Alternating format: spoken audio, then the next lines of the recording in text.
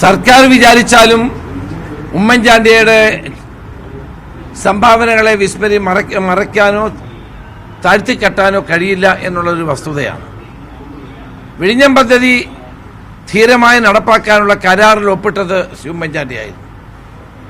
അന്ന് ധാരാളം ആരോപണങ്ങൾ ഉയർന്നു വന്നിട്ടും ആക്ഷേപങ്ങൾ ഉയർത്തിയിട്ടും അതൊന്നും കണക്കിലെടുക്കാതെ വിഴിഞ്ഞം പദ്ധതി യാഥാർത്ഥ്യമാക്കുക എന്ന ലക്ഷ്യത്തോടെ പ്രവർത്തിച്ച നേതാവാണ് ശ്രീ ഉമ്മൻചാണ്ടി.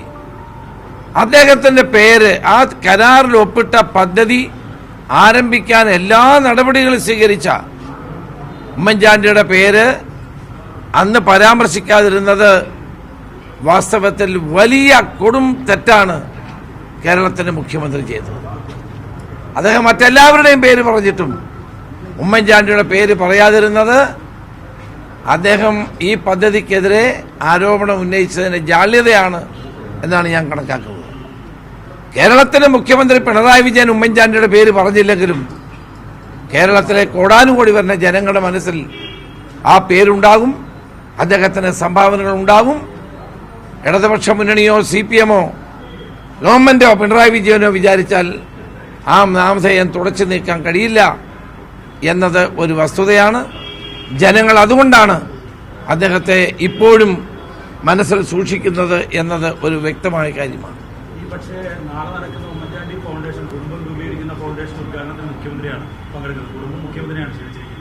അല്ല, അത് മുഖ്യമന്ത്രി ഞങ്ങൾ അനുശോചന യോഗത്തിന് മുഖ്യമന്ത്രി വിളിച്ചില്ലേ, അത് വേറൊരു കാര്യം.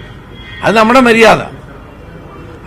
മര്യാദ. തിരിച്ച മര്യാദകൾ കാണിക്കുന്ന സ്വഭാവം CPM-നില്ല എന്നുള്ളതാണ് മുഖ്യമന്ത്രിയുടെ ഈ വിഴിഞ്ഞത്തെ പ്രസംഗം ചൂണ്ടിക്കാണിക്കുന്നത്. പക്ഷെ അതുകൊണ്ടൊന്നും ഉമ്മൻചാണ്ടി വിഴിഞ്ഞം പദ്ധതി യാഥാർത്ഥ്യമാക്കിയ ഉമ്മൻചാണ്ടിയെ ജനങ്ങൾ വിസ്മരിക്കുമെന്ന് ആരെങ്കിലും കരുതുന്നുണ്ടെങ്കിൽ അത് തെറ്റാണ് എന്നാണ് എനിക്ക് പറയാനുള്ളത്. അല്ല, അതെല്ലാം ഗവൺമെന്റ് തീരുമാനിക്കേണ്ട കാര്യങ്ങളാണ്. ഇപ്പം കൊച്ചി ഇന്റർനാഷണൽ ടെർമിനൽ, കൊച്ചി പോർട്ടിന് പുതിയ നവീകരണം ഉണ്ടായപ്പോൾ അതിൻ്റെ പേര് രാജീവ് ഗാന്ധിയുടെ പേരാണ് അതിനിട്ടത്. അതുപോലെ ഇന്ത്യയിലെ പ്രമുഖ സ്ഥാപനങ്ങൾക്കൊക്കെ ഇതുപോലുള്ള പേരുകൾ ഇടാറുണ്ട്. ഗവൺമെന്റാണ് അത് തീരുമാനിക്കേണ്ടത്. ഗവൺമെന്റ് അത് തീരുമാനിക്കുമെന്ന് ഞാൻ പ്രതീക്ഷിക്കുകയാണ്. മറ്റൊരു കാര്യം, ഈ കർണാടകത്തിലെ ജോലി സംവരണം അങ്ങനെ ഒരു തീരുമാനത്തിലേക്ക് സർക്കാർ പോയിട്ടുണ്ട്. അവിടെ ചാർത്തുകൂടിയുള്ള ആളാണ് താങ്കൾ. അപ്പം അങ്ങനെ ഒരു കേരളത്തിലെ യുവാക്കൾക്ക് തൊഴിൽ കൂടുതലായി കൊടുക്കുന്ന ഒരു സ്ഥലം കൂടിയാണ്. അങ്ങനെ ഒരു സംവരണം ആവശ്യമുണ്ട്. കോൺഗ്രസിന്റെ ദേശീയ പാർട്ടി കൂടിയല്ലേ. എനിക്ക് തോന്നുന്നു കർണാടക ഗവൺമെന്റ് ആ ബില്ല് മരവിപ്പിച്ചു എന്ന് തോന്നുന്നു. അത്തരം ബില്ലുകൾ വരുന്നത്, നിയമങ്ങൾ വരുന്നത് ആ സംസ്ഥാനത്തിന്റെ പുരോഗതിക്ക് തന്നെ വിഘാതമാണ്. കാരണം കേരളത്തിൽ നിന്നും മറ്റ് സംസ്ഥാനങ്ങളിൽ നിന്നുമൊക്കെ ആളുകൾ അവിടെ പോയി ജോലി ചെയ്യുന്നുണ്ട്. ബാംഗ്ലൂർ എന്ന് പറയുന്ന ഒരു IT ഹബ്ബാണ്. കർണാടക എന്ന് പറയുന്നത് അതിവികസിത സാധ്യതയുള്ള സംസ്ഥാനവുമാണ്. അപ്പോൾ ആ സംസ്ഥാനത്തിന് തന്നെ മറ്റ് സംസ്ഥാനങ്ങളിൽ നിന്നുള്ള യുവാക്കളും മറ്റുള്ള ആളുകളും അവിടെ ജോലി ചെയ്യേണ്ടത് അനിവാര്യമാണ്.